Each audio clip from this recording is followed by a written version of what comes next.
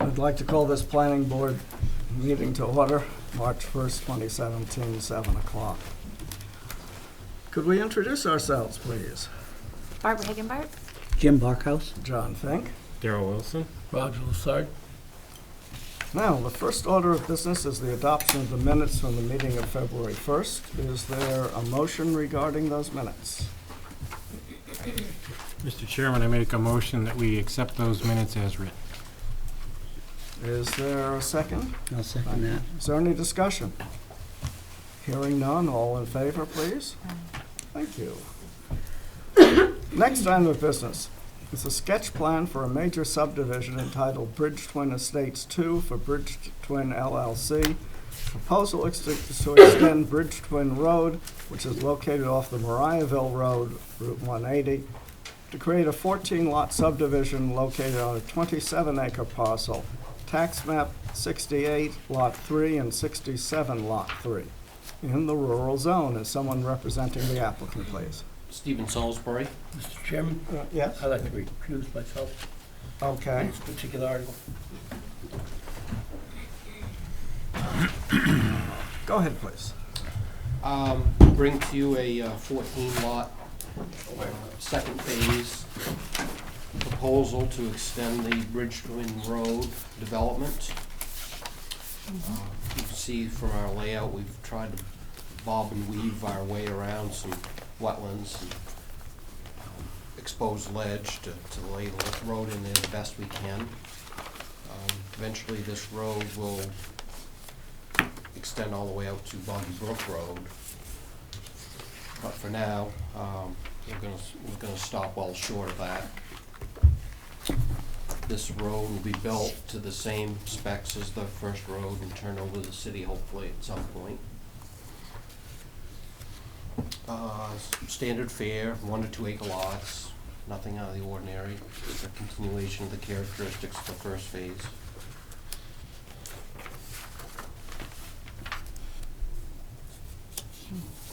Questions from the board? This is, I remind you, this is a sketch plan, simply for feedback between the applicant and the board. I'll also mention that for the benefit of the public. No decisions will actually be made tonight, but it will be a public hearing and you'll have the opportunity to comment. So, board. The table that you have that shows net lot areas, Yes. what is that the area minus the wetland that you're trying to depict in that table? That's right.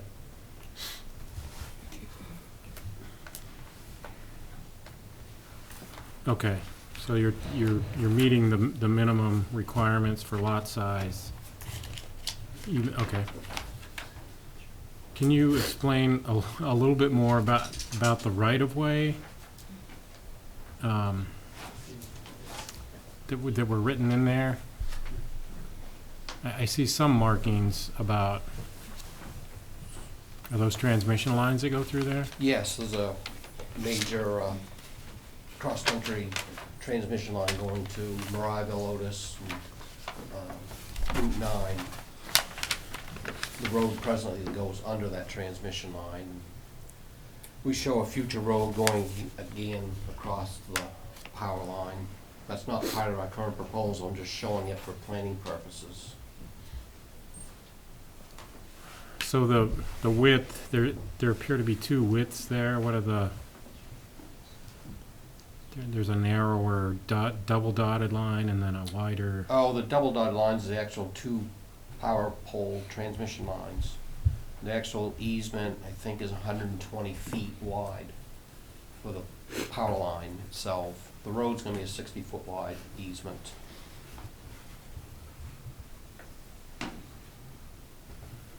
All right, so that you've already crossed that with the first phase of the development. Yes. We're not gonna cross that again at this point. That'll be another phase in the future. But that's allowed. I mean, Patrick actually owns the land underneath the power line. The utility company has a right to put the lines there. Are there any other right-of-ways that are involved here? It's just that Just that. power company? That's the only burdening easement. And the only other comment I had was some depiction of the remaining lands would be an expectation for the preliminary. We'd want to see that, I think. I'm sorry, what do you want to see? The remaining lands, whatever's being, All of it? yeah, at some view, at some point, somewhere in the package to show. Yeah, it's several hundred acres. But yes, I will depict that in the future. I have a question. From lots 13 to 8, there is a parallel line. And what does that depict?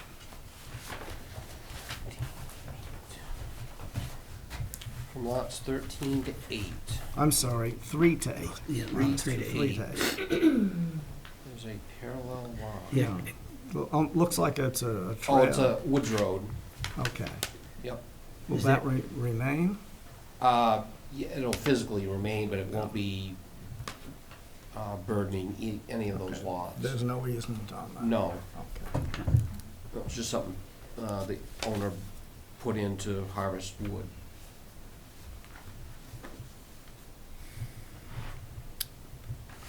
So the notes say that the last subdivision was in 2016, is that, am I thinking No, of the? 2005 or 6. Yeah, it's quite a time. Okay, I'm sorry, got my facts screwed up. Never mind. Is the first subdivision all built out? With the exception of maybe 1 or 2 lots, yes. Okay. Are there any open enforcement activities against that, Dwight? Is that subdivisions in good standing? Yes, everything's been fine.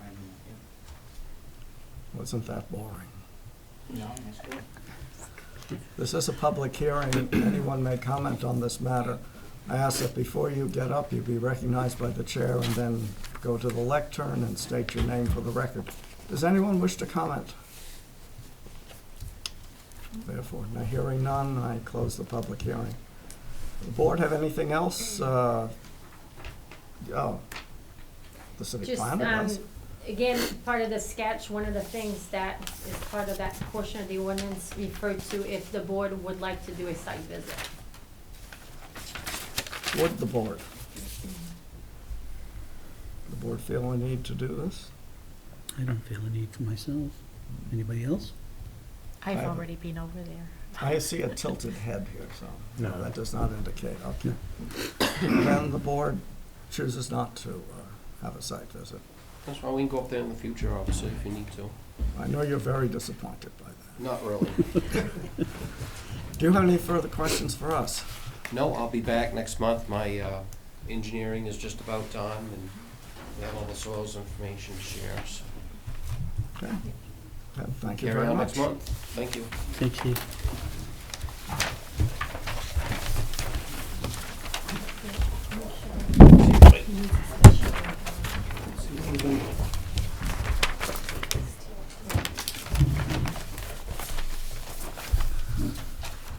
The next item of business is a preliminary plan for a major subdivision titled Cedar View Properties for Cedar View Properties LLC.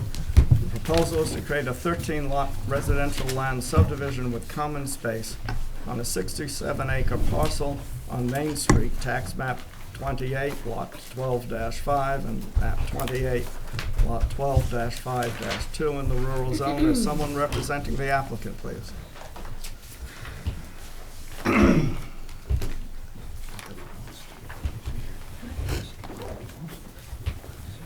Yes, Mr. Chairman.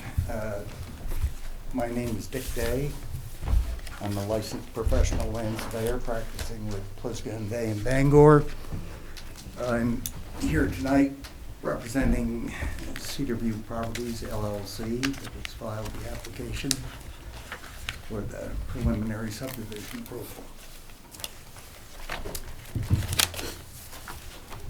Tell us about it. The materials that we've submitted shows 13-lot subdivision. Two of the lots, one was previously sold because it was a separate parcel, was issued permits for residential construction by the city administration. That property has been built, the residence on it has been built, and the sale is in progress. The lot number 13 is an open space lot that will contain no structures or other improvements. This is because the application that we filed was submitted under the cluster provision of the subdivision ordinance. Outlined in section 12.9 of the ordinance. This property contained 70 acres. We're proposing to develop and sell for residential lots. 12 of those acres, constructing a new street that will remain private for the benefit of the 12 adjoining lots. The remaining 55 acres will be dedicated as open space for the benefit of all of the lots shown on the subdivision plan, covered by a conservation easement that will limit or restrict any further development. Each of the lot owners will obtain a 1/12 in common and undivided interest in that remaining land. As you can see from the plans, it extends from Main Street, approximately opposite the town's garage, all the way down to the old railroad bed that has recently been improved as a recreational trail. Most of that 55 acres that will be dedicated as open space borders on that old railroad right. Again, our concept here is 12 residential lots, single-family residential lots, all with conventional stick-built homes. All of them, with the exception of one, will have their access on the new road to be built. Lot number 10 in the far northeast corner of the property will have frontage on Main Street, and we propose to access that lot by a single driveway to serve that. All of the other lots will come off the new private road. This property originally included a tract or a lot that was sold well prior to Cedarview acquiring the property that's now owned by Ian Spencer. There's an existing road or driveway that enters off Main Street down in to the driveway to the Spencer property, and that is an existing 50-foot wide right-of-way for the benefit of Spencer's property, and also for lot 12 that has already been built. In evaluating the ground conditions out there, particularly site distances, it was quickly discovered that adequate site distance for that existing road did not exist to the west and east onto Main Street. The plan that you have before you shows the relocation of the proposed street a distance of about 75 feet further westerly in order to obtain 450 feet of site distance along Main Street for a safer entrance.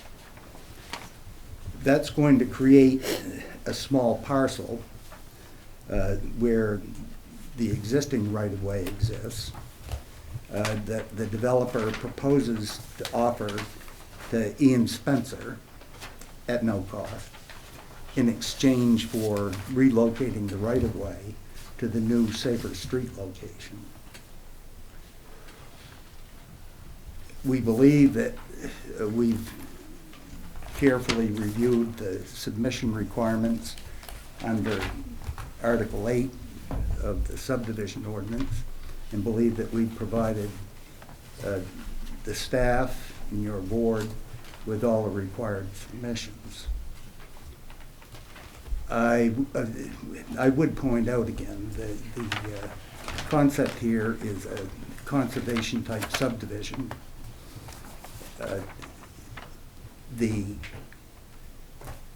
existing zoning for the property is designated rural, which would require, under ordinary circumstances, a minimum 1 acre lot size.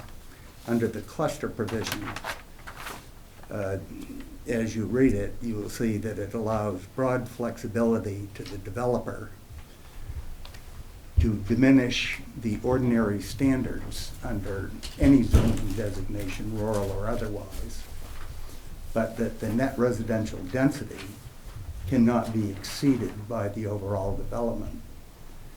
We are going to have 12 lots on 70 acres, which will provide a net residential density of nearly 6 acres per unit, which is well in excess of the 1 acre minimum standard.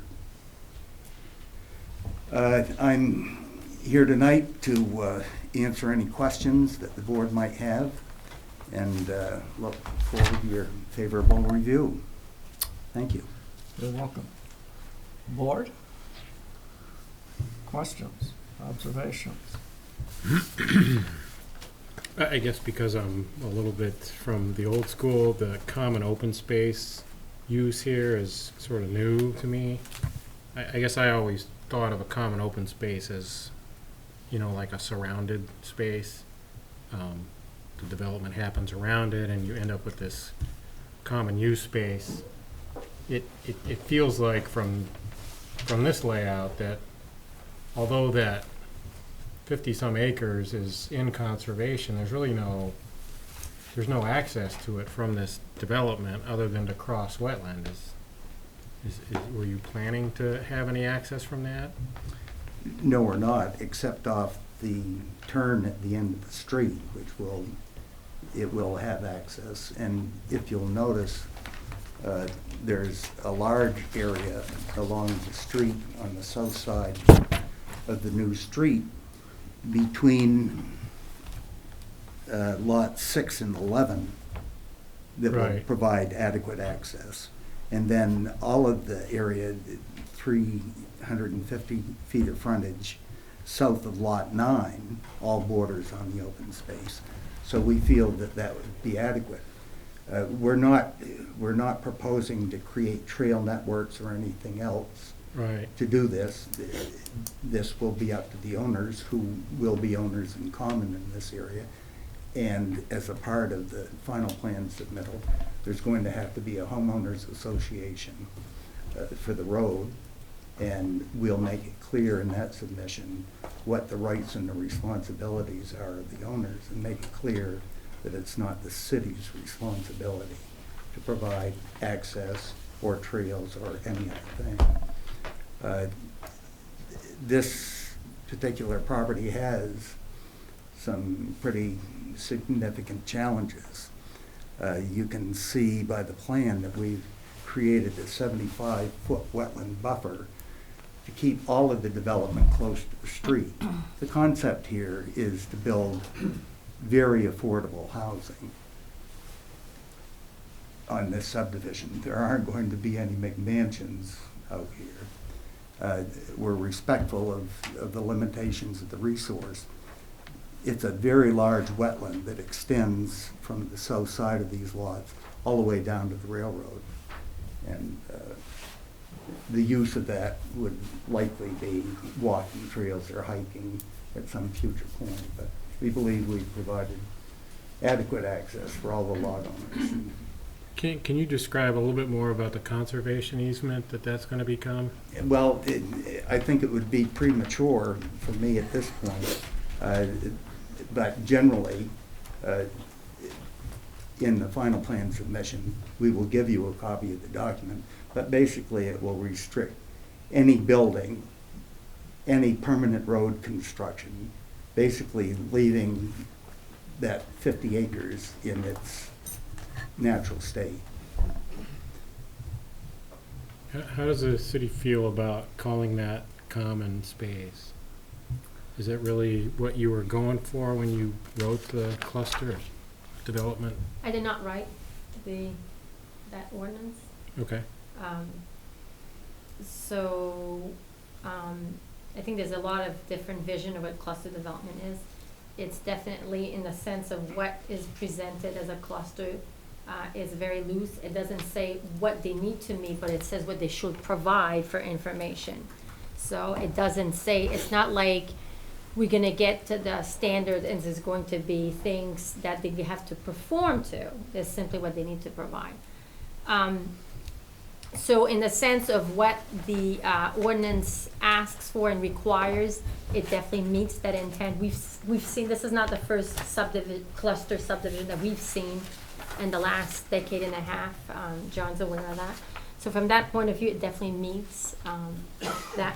What's interesting about this piece of land is that although they have large wetland, and I think some of it are forested wetland, is that correct? Yes, most of it is a forested wetland. So it's not your typical marshy wetland a lot of people think about. It's a forested wetland, probably with a lot of cedar swamp trees type of, correct? Thus the name Cedar View, yes. Okay. What's interesting about that property is that trails could be done to, more importantly, access the rail trail that is just below the property. I think that eventually they could get to that. I think there's issues with what side, because that's an active railroad. So it still has the rail on one side, and I believe the rail is on the west side of that trail. So that's what they would have to trespass over, if you want. But, you know, things change over time. Things are not always permanent. So from that position, I think that property has definitely a lot of value in terms of maintaining a beautiful wetland with a lot of value in enabling eventually to access a great resource, which is a trail. So from that point of view, and from the point of view that it meets it, small lot, affordable lots. Now, I know I'm not completely answering your question, but You are. I'm getting your sort of your The gist of perspective it- on it. Yeah, the gist, I think, is that the ordinance doesn't say what the layout must be, correct. just what the nature of a cluster subdivision is, which this meets. And the idea of cluster really, for many people, is a lot less, it's a smaller lot, nestle in a way that you think you have a bigger lot than you actually own, because there's a lot of open space around you, and therefore, because you're creating less road, you're creating less stormwater, less pavement, less cost. So from that point of view, there are small lots, because they are they're below what is required in that zone. So there's definitely an effort towards it.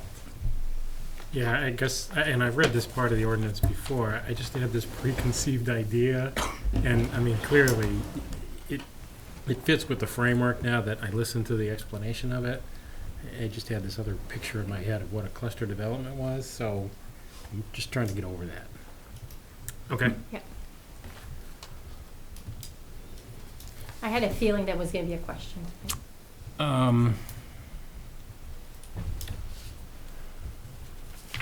That's all I have for right now.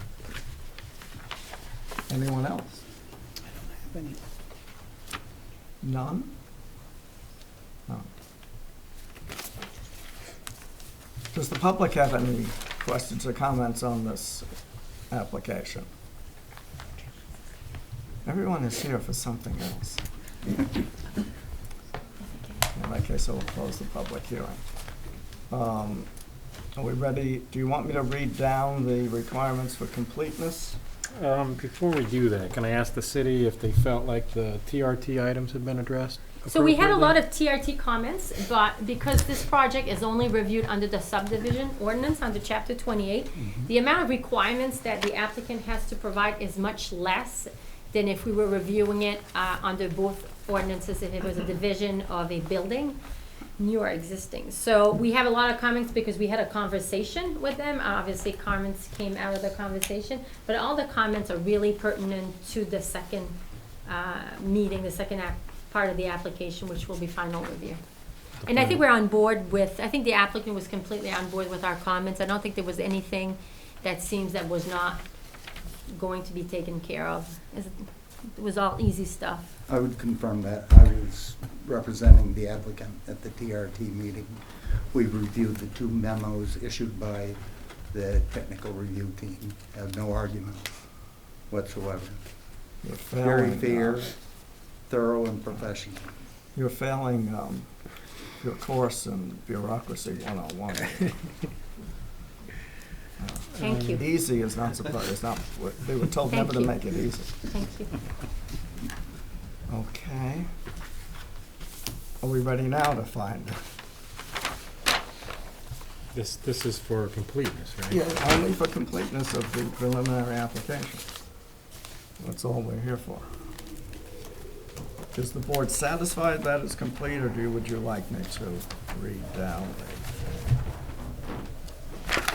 What would be applicable to this completeness for just a subdivision? It would be the subdivision ordinance. Yeah, I know that.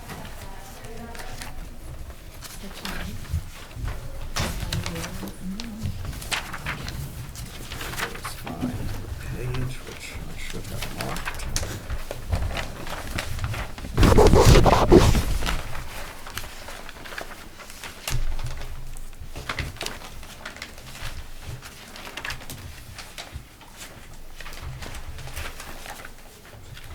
Just looking for that page. Did you find the page? No, I'm still flipping through it. It's section 8 in the Yes, ordinance. okay, page,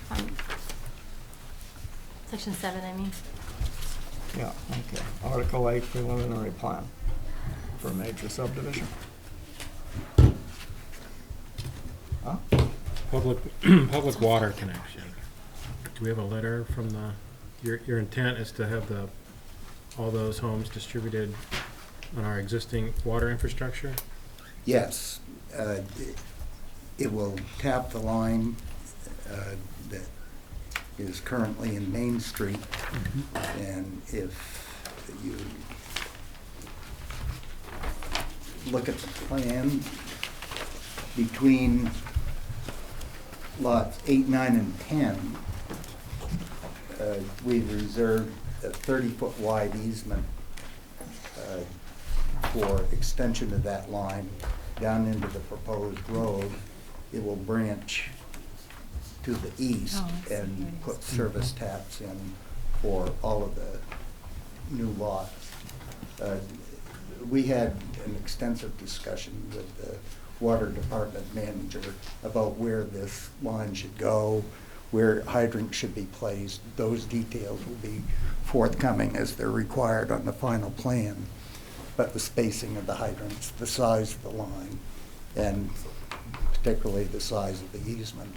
We had proposed a 20-foot wide easement. He felt it was inadequate and wanted it made 30, and we made, happy to make that adjustment.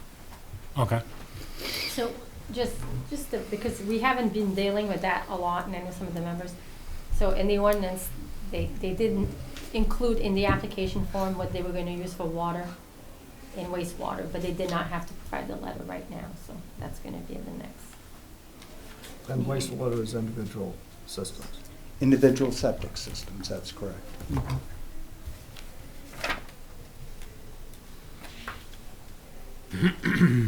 Dwight? Pardon Under me? Dwight, under the current plumbing code, the lot size, the smallest lot is, As long as they meet the minimum of 20,000 square feet, which they do. okay. I think the smallest was 31,000, if I I remember. think that's correct. Yeah. So they had plenty. And they did do 2 soil designs for each lot.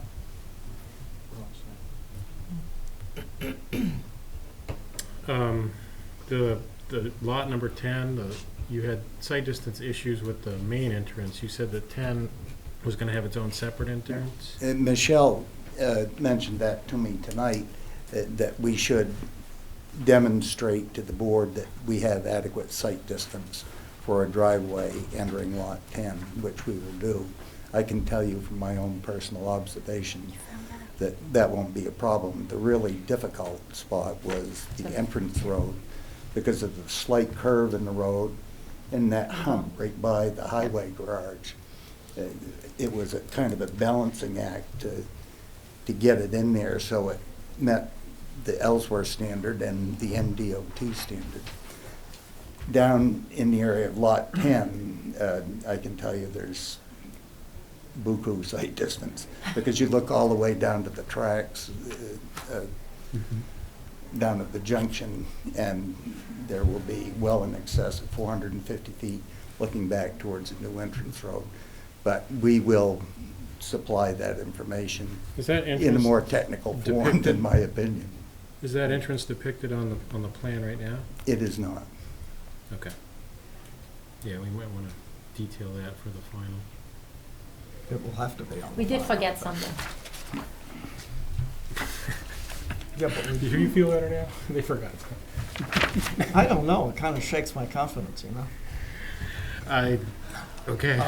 But on the other hand, we can consider this complete even without that detail. It will be on the final, because we have evidence.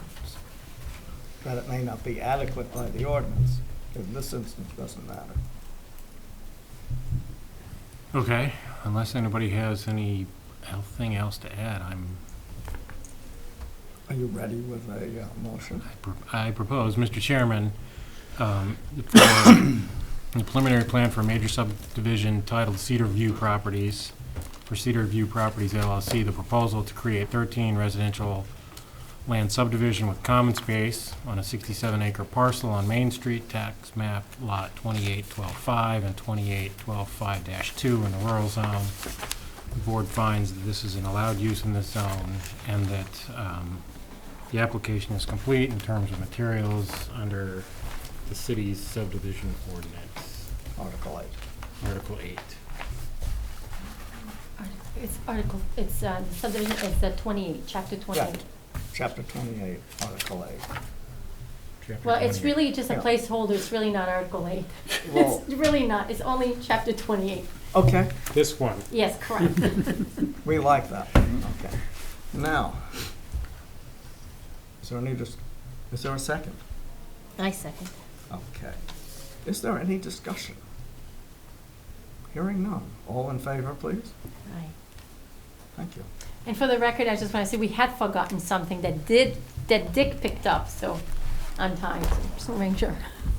Well, that's what he gets paid to pick up for. Yeah, yeah. Thank you for your time, folks. I appreciate it. Thank you for coming in. Thank you. And you leave unwounded. Pardon me? You leave unwounded. We're not in the habit of doing that. I like to make Keep them, telling you. I like to make them, anticipate something. Maybe we could just a little sweat. Okay? Okay. That would make Michelle happy, because we have to raise the temperature. All right. Now, But who's getting a map out? Just one out. Not getting it all out. we have another sketch plan. It's the next item.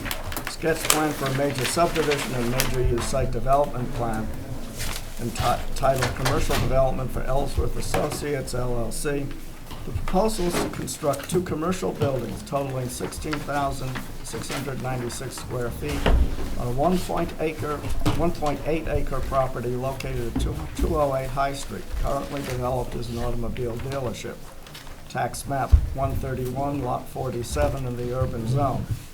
Building A, to be 9,400 square feet, is proposed to encompass a fast food restaurant, barber shop, retail store, and medical dental office. And Building B is proposed to encompass a retail store. Someone is representing the applicant. Yes, good evening. Doug Reynolds with Goral Palmer. We're here representing Ellsworth Associates LLC for the redevelopment of 208 High Street here in Ellsworth. Again, as you mentioned, it's tax map 131, lot 47. It's approximately 1.8 acres in size. I can put this up here just to kind of show you the general location. Again, it's the existing lot is the town auto sales, adjacent to the tire shop across from Burger King. spree. Stay there, keep rotating, just keep moving. Just come in. Well, Come and say. Vanna, turn that.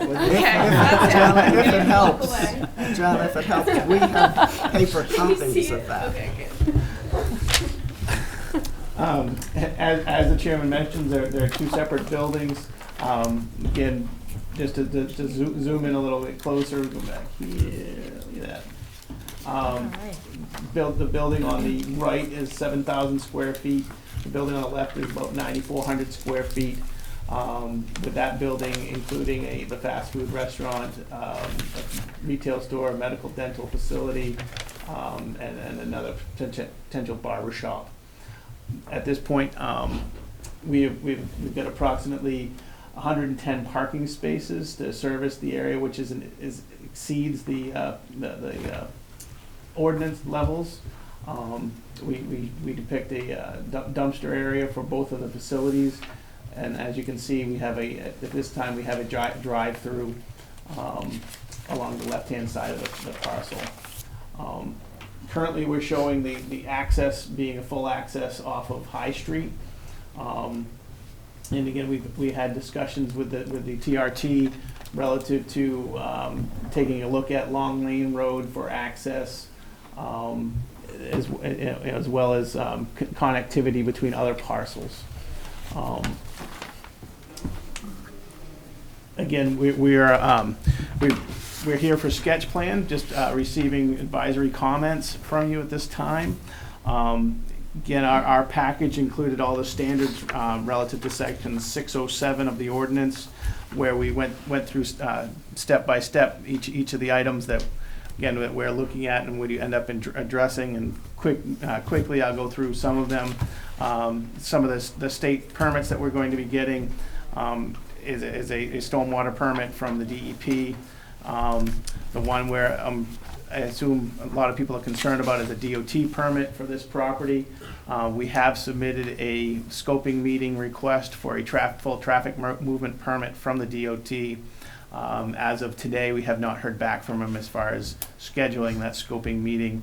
But again, the town staff is actually invited to that meeting, so they'll be part of those conversations. Again, going through the standards, the landscaping shown at this point, again, was more to show that there is space for grass and or trees, plantings on this property as opposed to what's there existing. We will meet the performance standards of the buffers and screening section of the ordinance. Again, at TRT level, we discussed a sidewalk along the frontage, and we worked with staff relative to section 912 as to making a sidewalk fit in there with the existing landscape, or with the proposed landscaping, I'm sorry, and make that work to the satisfaction of the staff. Again, just to give you an overview of the site, we're currently showing a bay of parking in the front of the site, the buildings, and a row of parking in the back. We did consider a couple of concepts, the typical retail concept with all the parking in the front, and we realized that the ordinance doesn't not prefer that. We looked at two bays in the back, but providing the drive-through for the drive-through restaurant didn't allow a drive aisle across the front of the building and maintaining two parking bays in the back. So we went with this layout to try to maximize our parking and provide a site that doesn't have all the parking in front as like normal. Staff indicated that we need to consider low impact design. As relative to stormwater, we will meet the stormwater requirements set forth by the ordinance and include low impact design in our design. We propose to connect to the existing water system in High Street. Based on discussions with staff, there is an existing sewer main in Long Lane Road, and we would investigate connecting to that per their request. Again, the standards of the ordinance we're intending to meet. And at this point, I would be happy to take any comments. Again, we reviewed the reviewed the TRT comments from staff, and again, I believe that we can work with staff and address all of those items. Can you describe a little bit about the existing entrances and what the, I guess it would be the northern boundary of the property is now and how it relates to those businesses to the north? Again, let me go up here. You're asking relative to the tire. Yeah, that boundary right there, and then Yeah. what existing entrances are off of that road right now? Off of High Street? Off of High Street. Right now, it's pretty well open. There's about 3 access points off from High Street to the auto sales facility. Again, it's quite a bit of curb cuts, and we're proposing to reduce it to the 1 at this point. And then, so that boundary to the north, to the other use, what is that?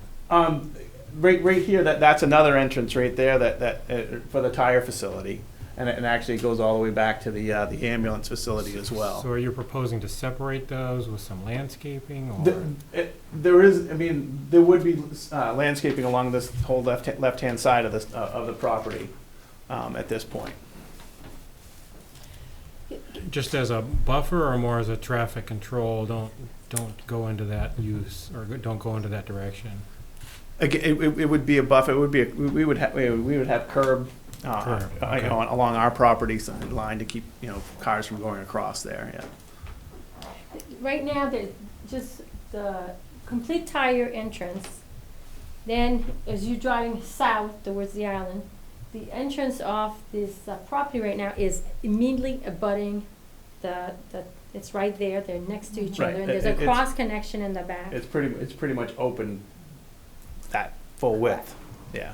And do you want to explain that one of the reasons why you chose to move to the south as much as possible, the reasons for stacking, and also the reason across the road for the other curb cuts? That was in the, I think that was in the TMP maybe, or the. Yeah.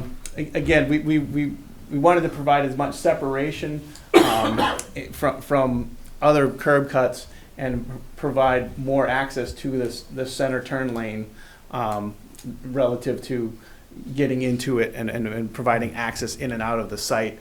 Getting again, you can see how this left turn lane into Foster Street starts there. So we try to get away from that, trying to pulling it sort of centered between the 2 intersections to provide the safest access point. That's just a painted center lane, right? There's no structure there, there's no bricking or anything? Correct.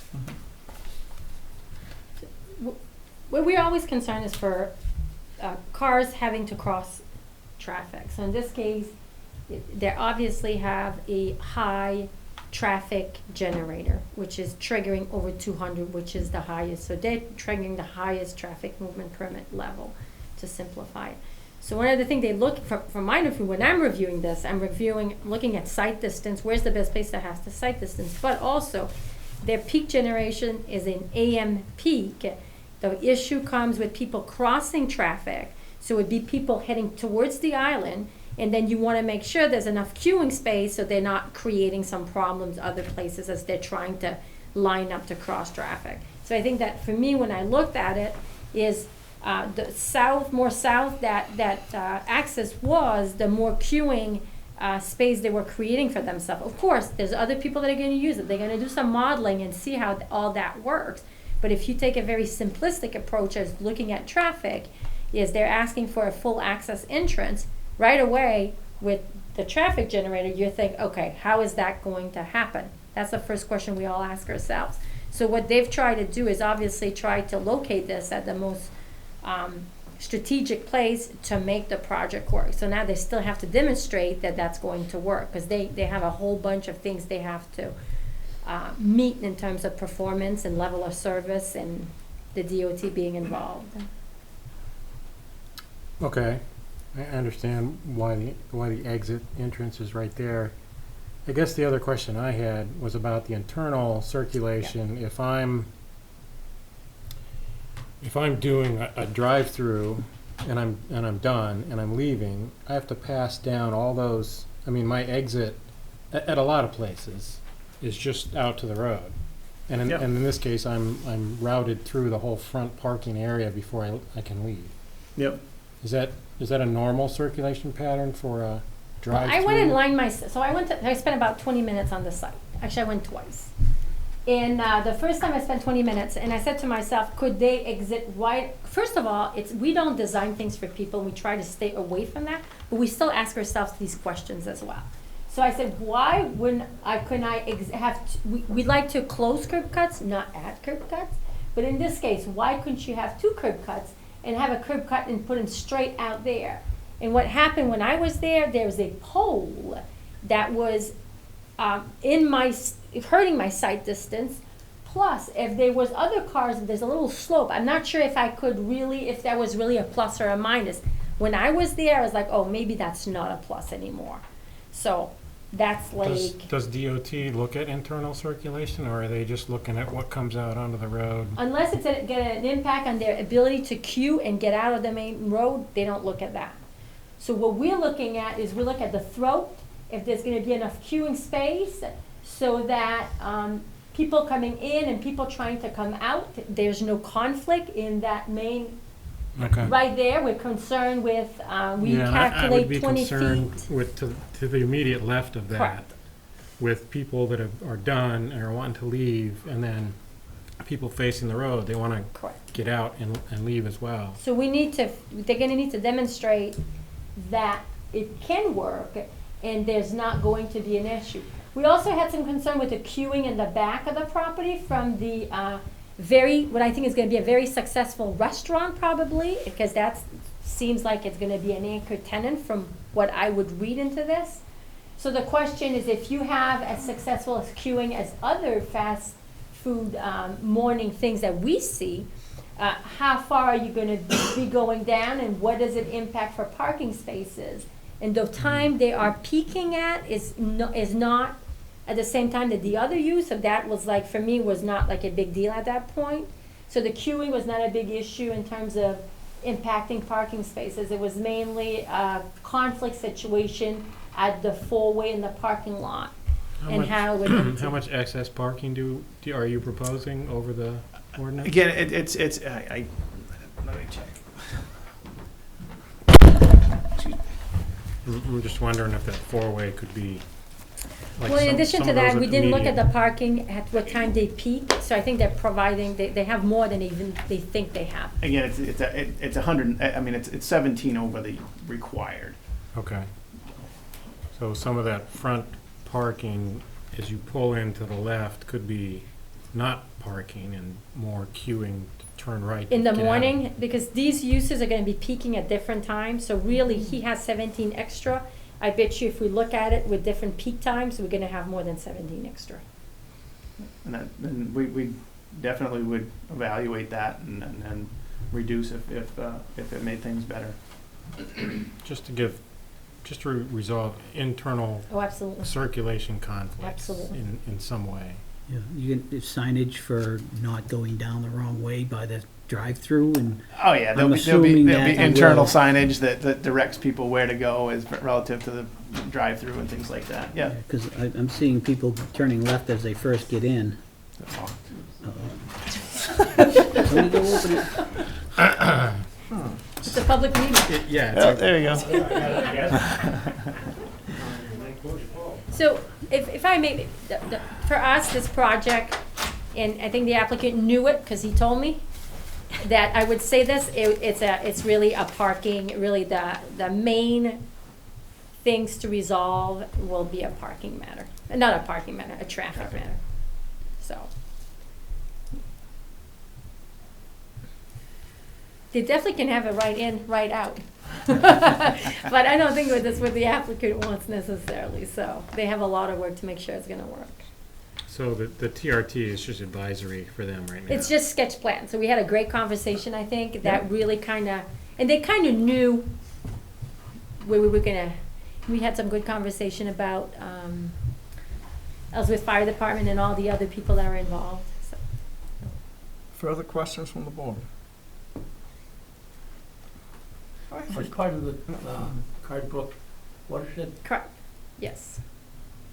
Absolutely. Unless, I'm sorry, I retain the right to change my mind. Unless it's piped and it pipes where it's not draining towards it, I think it actually, that is not piped towards Cardbrook, if my memory's correct. So, The stormwater, you mean? yeah. I think, I know that the other side of Cardbrook is piped, and there's a very, very large pipe that comes at the corner of High Street behind the bank there. But I would have to verify this. I don't think we hit Cardbrook with this system. We'd have to look it up, And that would be something we'd evaluate as well. so. Now, I noticed that going to the buildings, the uses are all stated for these buildings.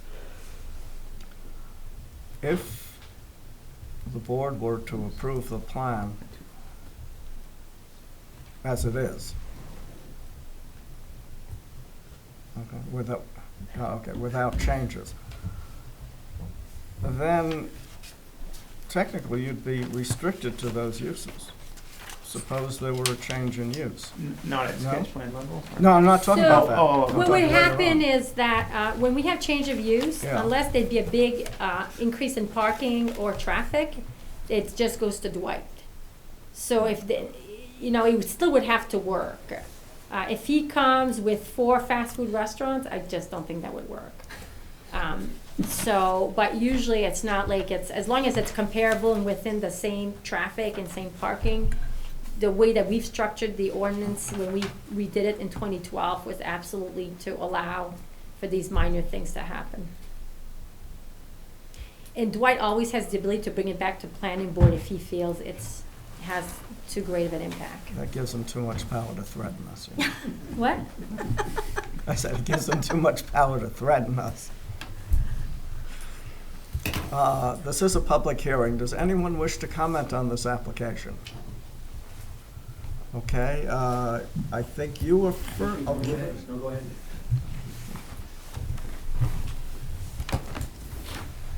I'm George Ray Jr., live here in Ellsworth.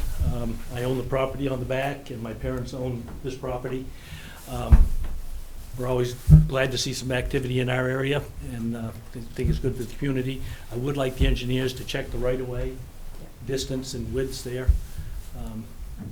There's an old 16-foot right-of-way that goes up through with a 34-foot right-of-way to the north to make a 15-foot right-of-way that was many, many years ago. Okay. Yeah, we will be having a full survey done of the Done, property, yeah. and the surveyors would Yep, I just want to make investigate that information. sure that would be my only comment, just to make Okay. sure that right-of-way is maintained for the properties out behind, Thank you. okay? Thank you. Next, yes. Good evening, I'm Peter Cummings. I own Hancock Dental, which is across the street from this area. The only thing that I have concern about is that when people are exiting here, if they have to pass 4 lanes to go towards the island, that it should only be a left turn out. This is very congested, especially in the summer, starting in May, all the way through September. There is 4 lanes of traffic. Definitely on the way heading to the island, it is bumper to bumper from Rennie's all the way to the one-way street that goes up over the hill. You mean right in, right out? Right, the problem, this is what I see Yeah. as being a problem, is to come out of here and go across the street to go towards the island. That's the only difficult thing. Mm-hmm. This is where we are, and we have to block off this area right here so that people don't do a U-turn through our driveway to go back down Main Street, or go back down High Street. So it's very congested, and so I'm into development and making things, improve the tax base, but this is a real concern of mine, is the exit I'm glad that they moved it down and they're removing the three, there was one here, and one larger one here, where they can go on and off the property. It's nice that they're narrowing it down, but it really does eliminate their ability to exit here and go across to go towards the island. So I just want you to take that into consideration, please. Yeah, I think the DOT somebody needs to say U-turn to them, because I've seen it happen. People can't turn that left and they go out and then they start pulling U-turns almost anywhere, really. U-turns here, there's U-turns, there's people going left out of this Burger King. It's congested.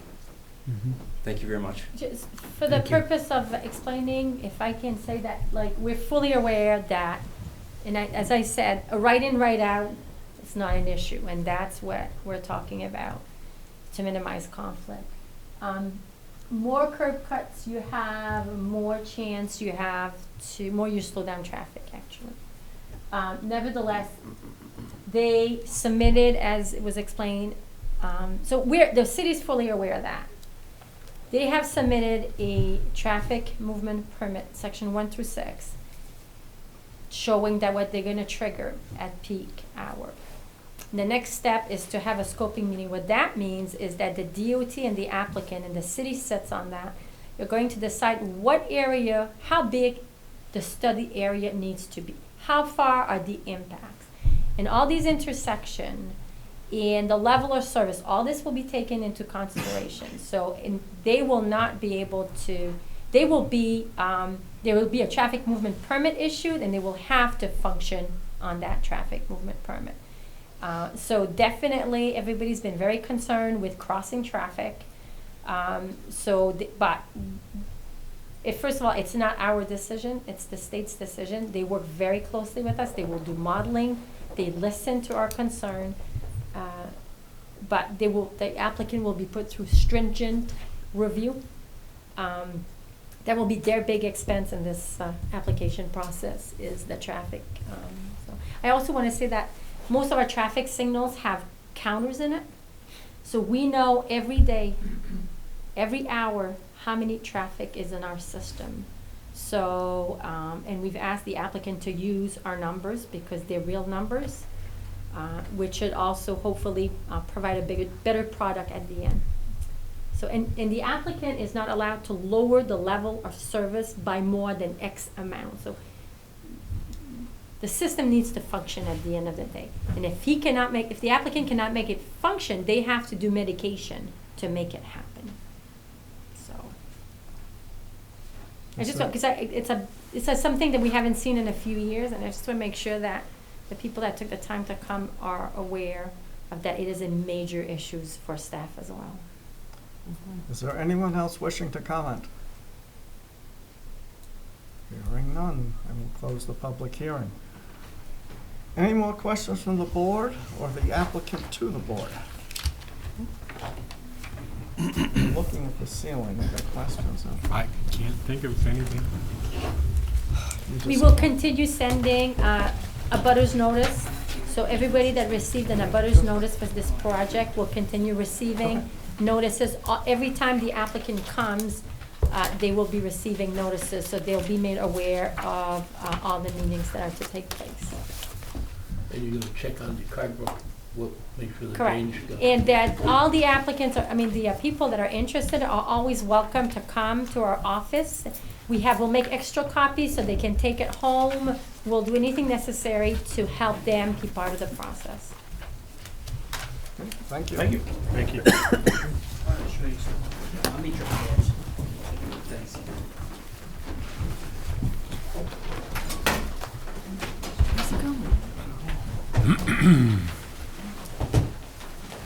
Next item is the final plan for a major use site development and major subdivision titled 50 Church Street for Stephen Curtin. The proposal is to convert the existing building and to construct an addition for a total of 6,108 square feet for use of professional offices, a residential apartment, yoga studio, and cafe on 1.26 acres located 50 Church Street, tax map 136, lot 166 in the downtown zone, and I see there are people ready to talk to us. Ready to what? Talk to us. Oh, okay. Not you, you don't have to, No, I, thank you. not yet anyways. Could you state your names for the Yes, record, please? I'm Peter Cooperdock, Firstone Associates from Castine, soil scientist. This is Bill C.B., the architect From Rockport. Rockport. And it's an empty room. I know you're disappointed. Terribly, yes. If you wish, That's okay. We're good. We're good. We were here last month and had a great time and got some useful feedback. Met with the city staff a couple of times since then. Hopefully came up with answers to their questions that they had. They wanted some drainage calculations, which were provided in a couple of versions. Hopefully a correct one at this point, using the rational method of taking the area, the type of surfaces, and what the kind of outfall based on the 2.7 inch and 5.4 inch storms, which basically coincide with 2-year and 25-year events.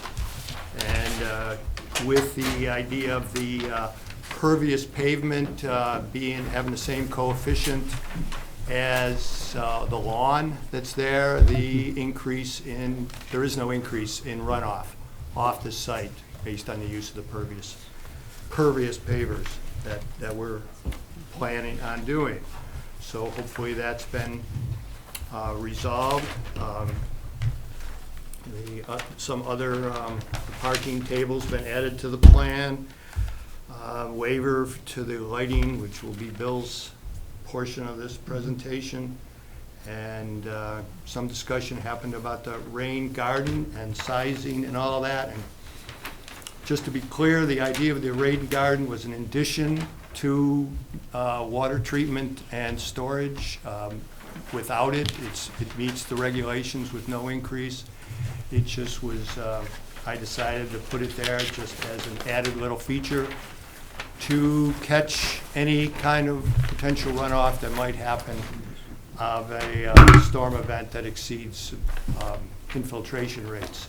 As we all know, any ground will have a storm event that will exceed its ability to absorb moisture. Rain comes down, hits a lawn, hits the forest. You get enough of it, it's going to run off in some way.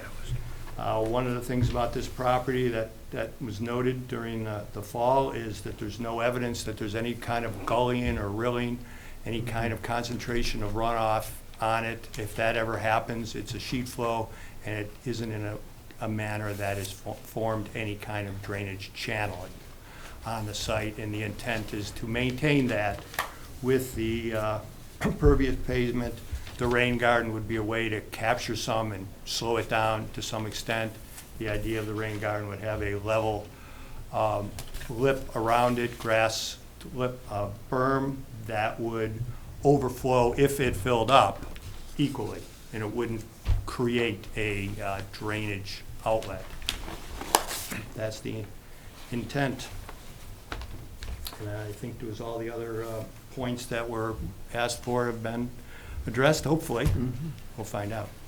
So, So, so, they're hard not to like, so it makes things very difficult. But we'll work on that. I have to say that we usually like to see the things ahead of time so we can verify. So I think that maybe in this case, if you want to go down through the remaining notes and make sure, because I have not had a copy of those final plans to verify that things were done, but maybe it's something we can do tonight. It's still early.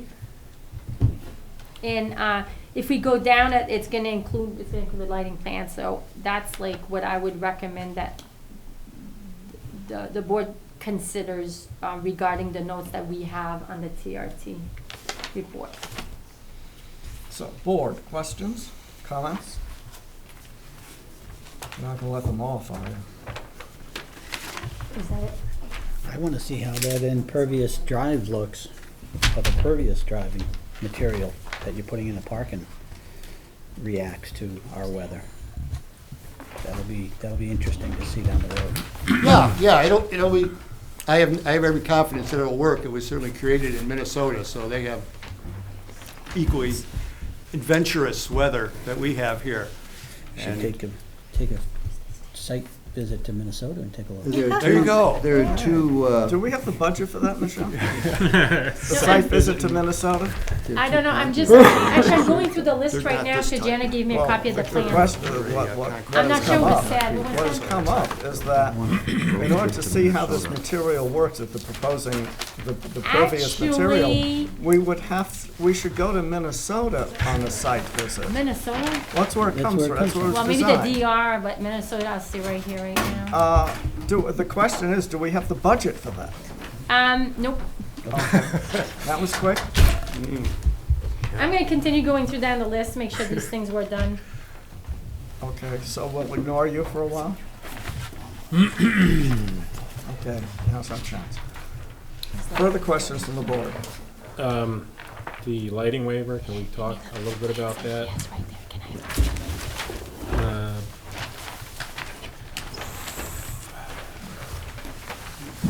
Was there a larger,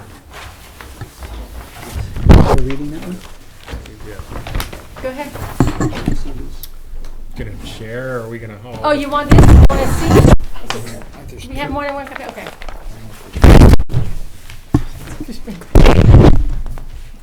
So I can only see all of it. Are they all the same? Okay, are they all the same? Okay, give one to This Dwight. is tough. I think we can share. We can share one. Dwight, can you make Thank sure you. he needs this stuff? Let's see the numbers on it. Where's the name? So you could This you is just the lighting. describe the areas of nonconformity This is for just- us? yes. Please. The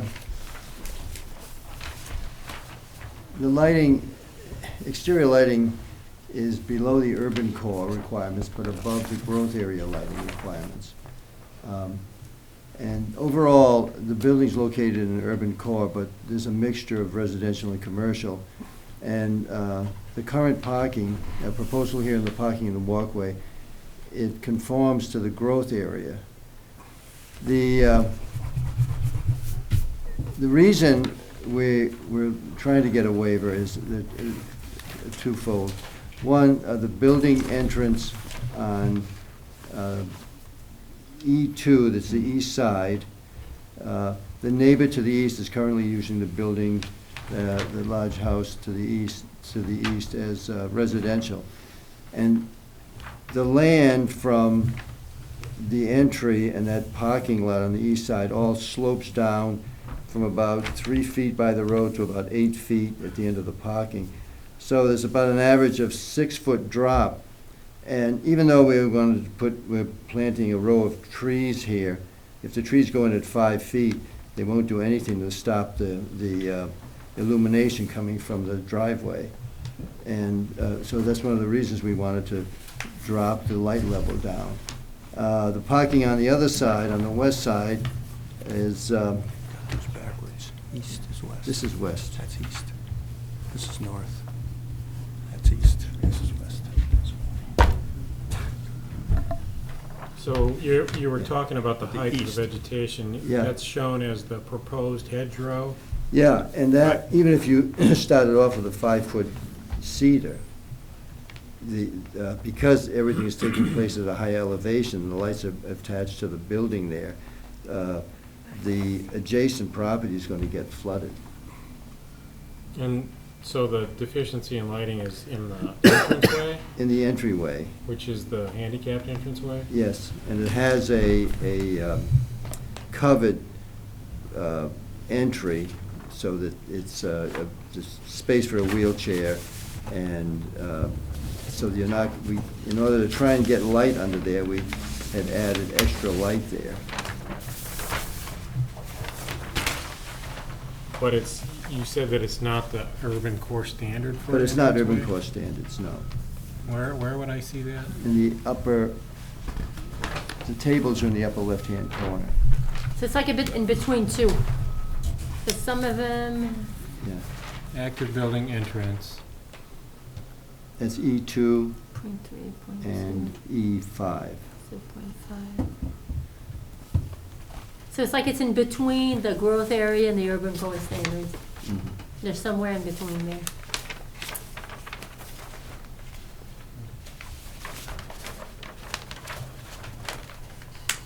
If I may comment, I think that the lighting standards for the urban core were designed for that, for the urban core, yes, but not taking into consideration that there would be residential use.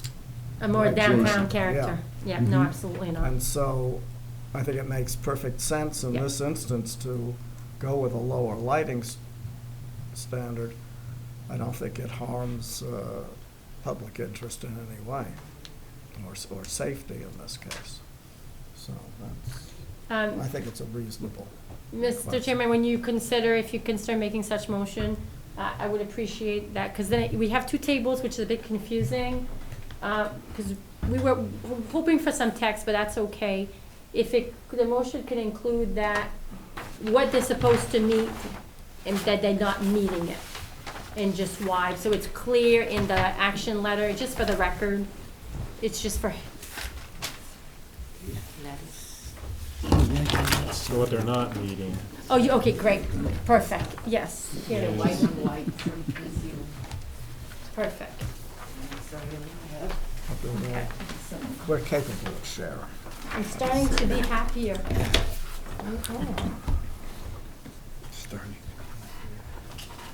I think we've got everything. So we're talking about item number 2, Oh, thank you. active building entrance. Yes. That one. Oh, thanks. Thank you. I'm all, yeah, we have one for the record. Thank you. Good job. So I think the notes that we have, Mr. Chairman, unless Dwight has some additional comments, I think I'm personally okay with it. Yeah, I am too. Okay. So I retract my earlier comment. Oh, no. I'm all good. Just kidding. You're being very inconsistent today. It's all right.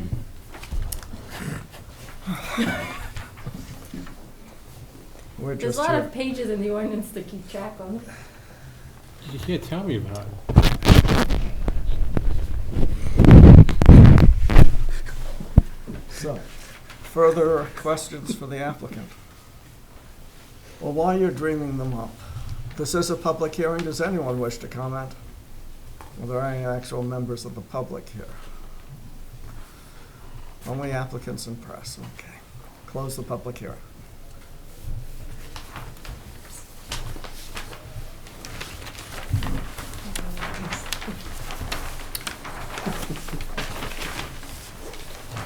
Are you, could I ask the city if you're done going Yes, through your list? I'm actually done with the blue memo, or yellow. I'm all good, This one? yeah. Okay. Yes? For an agenda. Oh, Could I borrow yours? you may keep it actually, because there's almost nothing left. Okay. So, Mr. Chairman, with regard to the final plan for major use site development plan and major subdivision plan titled 50 Church Street for Stephen Kirk, the proposal is to convert existing buildings and construct an addition, a total of 6,100 square feet for the use of professional offices, residential apartment, yoga studio, and a cafe on 1.26 acre parcel located on 50 Church Street. Act map lot 136, 166 in a downtown zone. The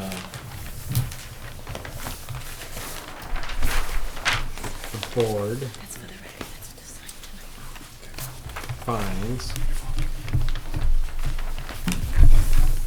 that this application meets the standards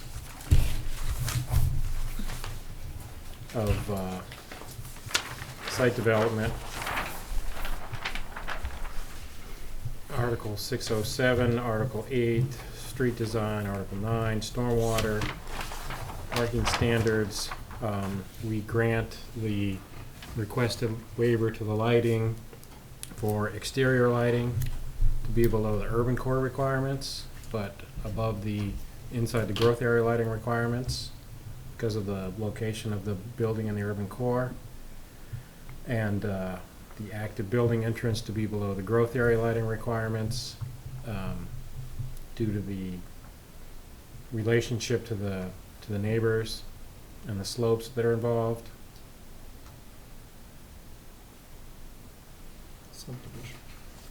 And that the applicant has also met the subdivision requirements and that we approve this project. Is there a second? I'll second. Discussion? All in favor, please. Thank you. This is what happens when you like. Excuse me, Barbara, did you vote? No, I didn't vote. I have a question. Can I have a question? That's the chairman. You could state your reason, but we've already the vote has been taken. If you had questions, next time ask them when I call for discussion. But if you wish to state your reservation, go ahead. No, it's just a question. Okay, ask the It's question. not a reservation, it's a question. I just wondered, I've completely forgotten now. I'm confused. Oh dear. Well, Yeah, I've completely forgotten. this is what happens, I guess, when you're likable. You know? So, did you abstain or you voting? I'm voting, You voted yes? yes. She voted yes. Okay. Thank you very much. You're welcome. Thank you. Good So luck we with have your- Mylar to sign? Yeah, so what we're gonna do, Hold it. Are there any Mylars for us to sign? Yes. Yes. Okay. are we adjourning? Well, I move that we adjourn once we have signed the Mylars. Okay. Yes. I'll second that. I'll third that. All in favor? Okay.